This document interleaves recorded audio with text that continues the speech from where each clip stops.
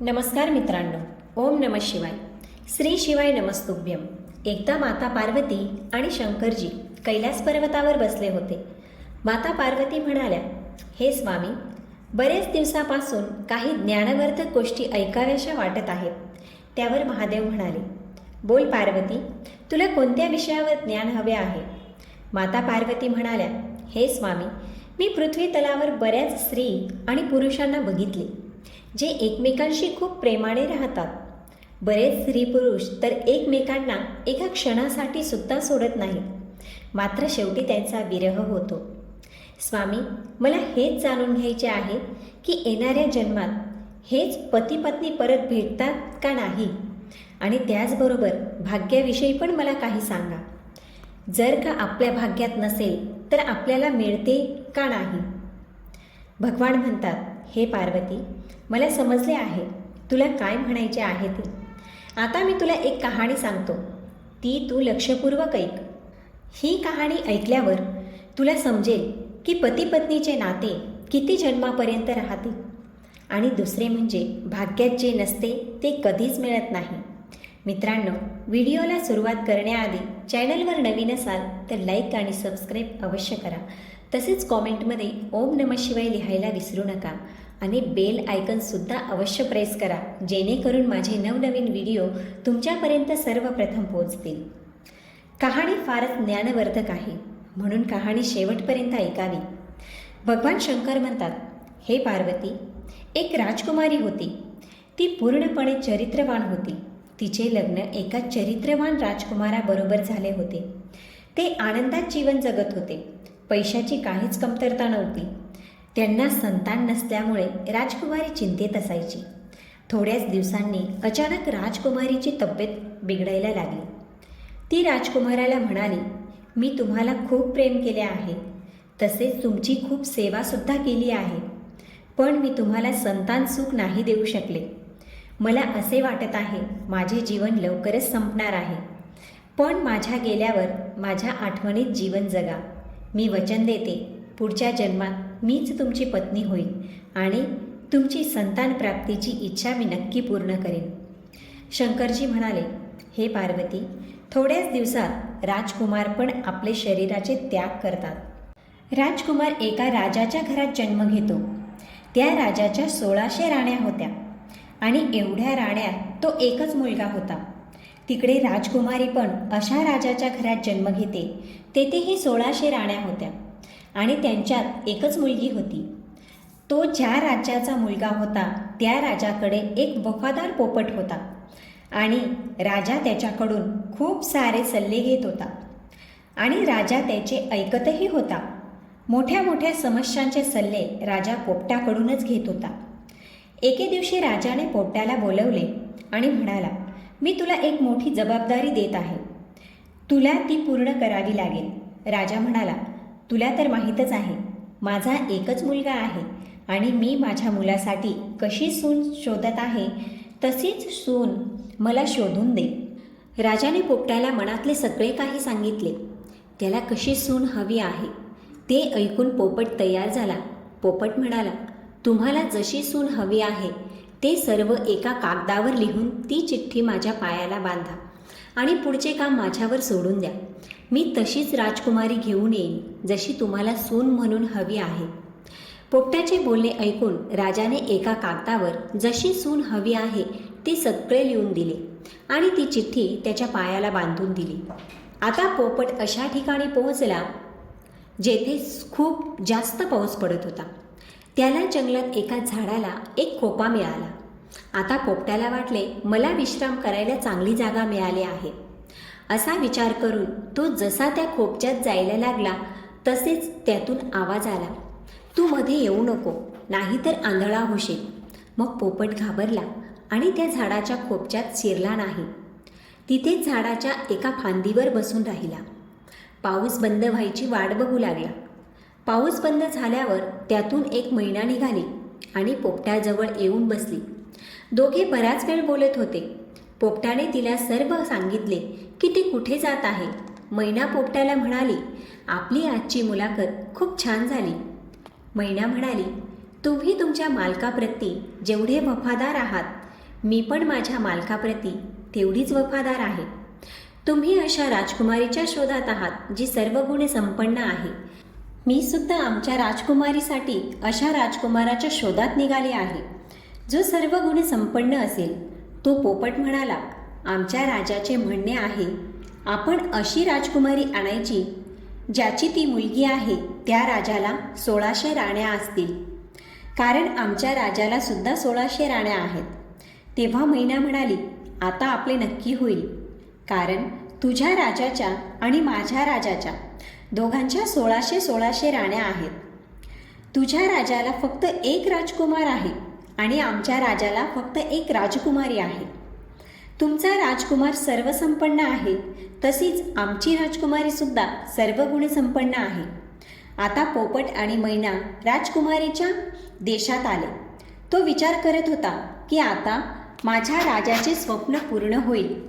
त्यांना हवी तशी राजकुमारी आज भेटली आहे.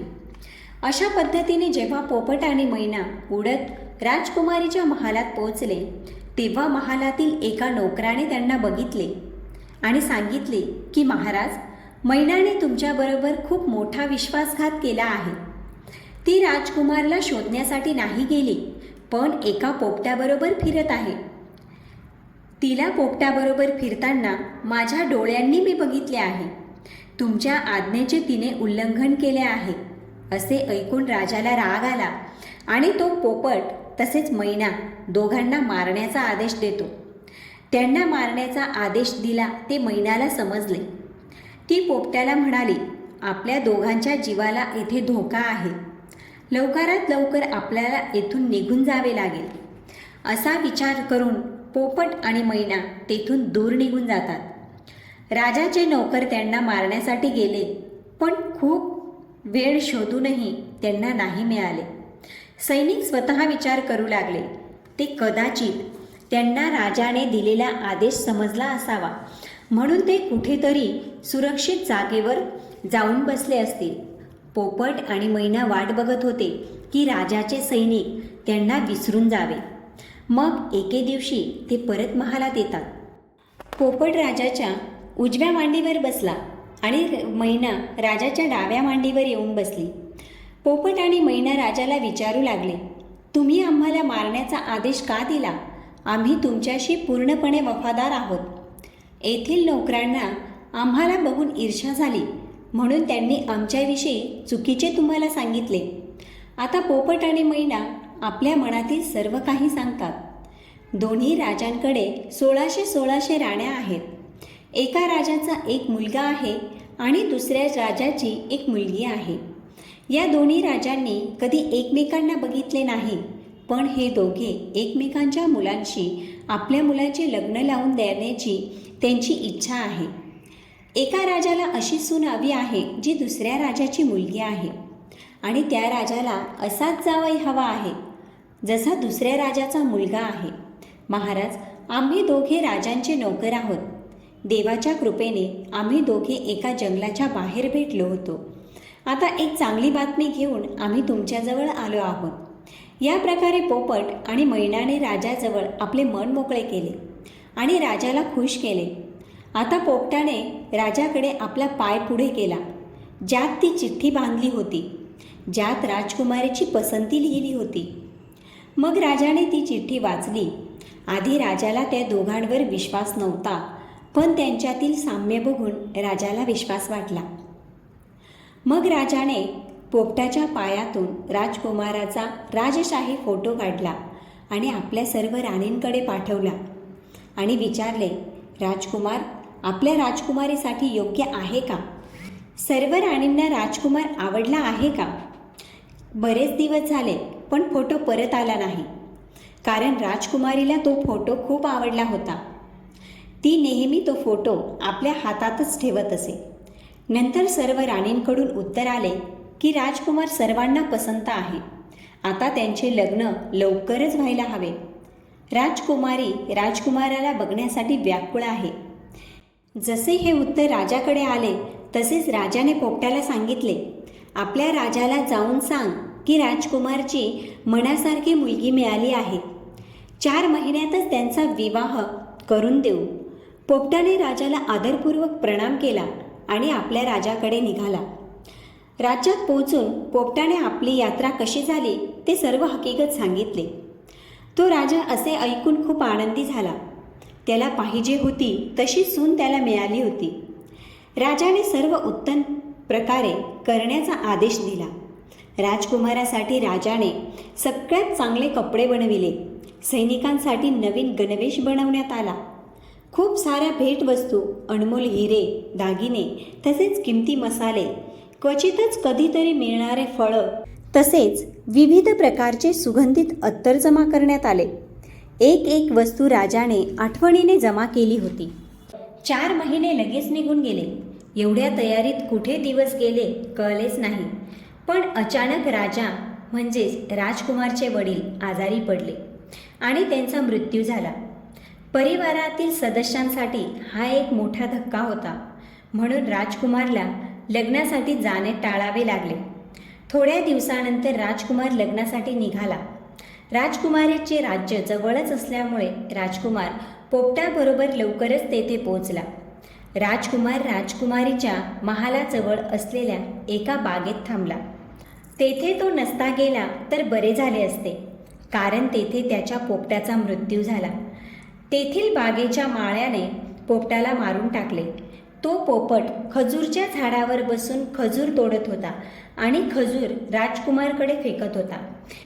ही गोष्ट तिथल्या माळीला आवडली नाही आणि त्याने पोपटाचा जीव घेतला. जसे राजकुमारवर हे संकट आले त्याच्या काही वेळानंतरच त्याला ऐकायला आले की राजकुमारीच्या वडिलांनी हे लग्न त्याच्याबरोबर लावून द्यायला नकार दिला आहे, कारण त्यांचे पिता वारले होते आणि त्यात राजकुमारला तेथे पोहोचायला खूप उशीर झाला होता. आता राजकुमार तेथे येण्याच्या काही दिवसातच राजकुमारी तेथे फेरफटका मारण्यासाठी पालखीतून जात होती. संयोगाने त्याच रस्त्यावरून तिची पालखी निघाली. तिने बगीचेकडे नजर टाकली आणि तिला राजकुमार दिसला. राजकुमारी त्या राजकुमाराला ओळखली, कारण त्याचा फोटो अजूनही तिच्याजवळ होता. भगवान शंकरजी म्हणाले, हे पार्वती. ती त्यावेळेस काहीच बोलली नाही आणि आपली पालखी उचलणाऱ्यांना परत महालाकडे जाण्यास सांगितले, कारण राजकुमारीला आपले प्रेम मिळाले होते. त्यामुळे तिला सगळे खूप छान वाटत होते. राजकुमारीने अर्धे जेवण केले आणि अर्धे जेवण राजकुमारच्या फोटोबरोबर त्याच्याकडे पाठवले.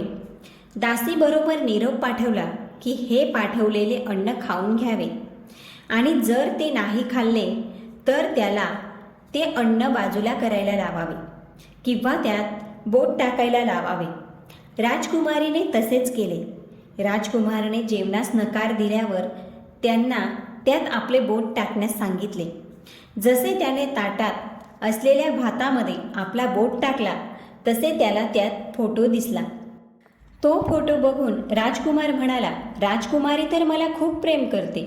त्यानंतर त्याने आपले हात धुतले आणि राजकुमारीला एक चिठ्ठी लिहिली. ती नोकराणीजवळ देऊन तिला तेथून परत पाठवून दिली. राजकुमारीने ती चिठ्ठी वाचली आणि ती राजकुमारला भेटण्यासाठी जास्त आतुर झाली. तिने अर्ध्या रात्री एक घोडा तयार केला आणि मोहरांनी भरलेली एक थैली घेतली आणि राजकुमारकडे जाण्यासाठी निघाली. राजकुमारी म्हणाली, तुम्ही अचंबित होऊ नका. मी तुम्हाला खूप प्रेम करते, म्हणून मी चोरून तुम्हाला भेटायला आले आहे. माझे वडील तुमच्यासोबत विवाहाची परवानगी देणार नाही.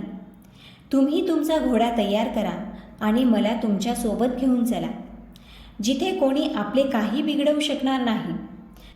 मग ते दोघे घोड्यावर बसून राज्यातून बाहेर जाण्यासाठी निघाले आणि ते एका अशा ठिकाणी पोचले जिथे त्यांच्या जीवाला खूप धोका होता. ते ज्या नगरात पोचले तेथे एक जादूगरणी राहत होती.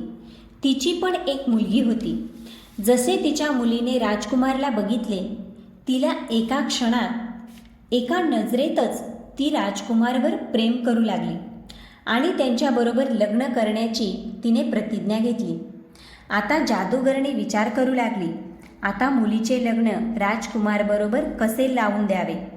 आता तिच्या मुलीला एक युक्ती सुचली की राजकुमार आणि राजकुमारीला जेवणासाठी आपल्या घरी बोलवावे आणि जादूगरणीने तसेच केले. आता हे दोघे जादूगरणीच्या घरी जेवणासाठी जातात.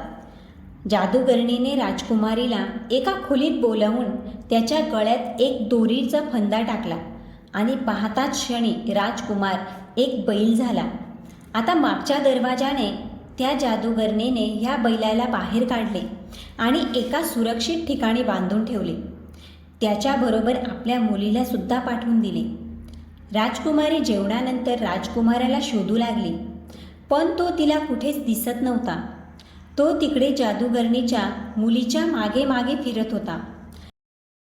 रात्री ती मुलगी त्याच्या गळ्यातून फंदा काढून टाकायची, ज्यामुळे तो राजकुमार बनायचा आणि जशी सकाळ झाली की परत तो फंदा त्याच्या गळ्यात टाकून द्यायची आणि त्याला बैल बनवून दिवसभर आपल्या मागे मागे फिरवायची. तिकडे राजकुमारीने खूप दिवसापासून राजकुमारला बघितले नव्हते. ती वेड्यासारखी राजकुमारला शोधत होती. तिला काहीच कळत नव्हते की काय करावे.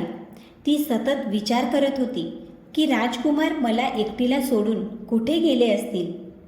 एक क्षण तिला वाटायचे की राजकुमाराला कोणीतरी मारून टाकले असावे किंवा राजकुमारने मला धोका दिला असेल. पण तिला विश्वास होता की राजकुमार असे करणार नाही. तो मला खूप जास्त प्रेम करतो. राजकुमारला कोणी ठार मारलेले असेल का असाही तिला विचार येऊ लागला. मग राजकुमारीने एका माणसाचा वेश परिधान केला आणि त्या देशातील राजाकडे गेली आणि त्याला सर्व हकीकत सांगितली. तिकडे राजा त्या राजकुमारीच्या चेहऱ्याकडे तसेच बोलण्याकडे लक्ष देत होता. तिच्या बोलण्याने राजा प्रभावित झाला. मग राजाने त्या राजकुमारीला एका कोतवालाचे पद दिले. कोतवालाचे सर्व घरांमध्ये येणे जाणे चालते, म्हणून त्याला सर्व घरातील हकीकत माहिती असते. अशा प्रकारे ती राजकुमारी राजाकडे एक कोतवाल म्हणून राहू लागली. तसेच दिवस जात होते. किती वर्ष निघून गेले. एके दिवशी राजाचा मृत्यू झाला. तिकडील सर्व लोक त्या कोतवालला राजा बनवतात. त्या कोतवालचा व्यवहार सर्व जनतेबरोबर खूप चांगला होता. भगवान शिव म्हणतात, हे पार्वती, एके दिवशी एक माणूस बैलाला विकण्यासाठी त्या राजकुमारीच्या रूपात असलेल्या राजाकडे येतो. त्या राजकुमारीने बैल खरेदी केला, कारण तो खूप कामाचा होता. तो कोणतेही हरवलेल्या वस्तूला वास घेऊन सांगत असे. शिवजी म्हणाले, हे पार्वती, एके दिवशी अचानक तो बैल कुठेतरी हरवला. राजाने लगेच नगरात घोषणा करण्यास सांगितले की या राज्यात जेवढे पण बैल असतील सगळ्यांना येथे एकत्रित करण्यात यावे. तिकडे ही घोषणा जादूगरणीकडे पोहोचली. सर्व नगरातील बैलांना एकत्रित करण्यात आले.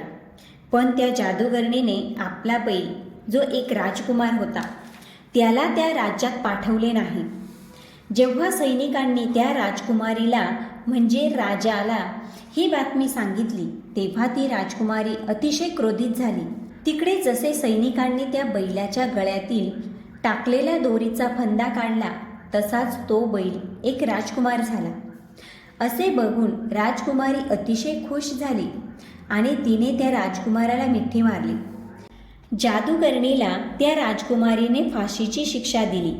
मग त्या राजकुमारीने सत्य हकीकत सांगितली की मला माझ्या राजकुमारला भेटण्यासाठी माणसाचे रूप धारण करावे लागले होते.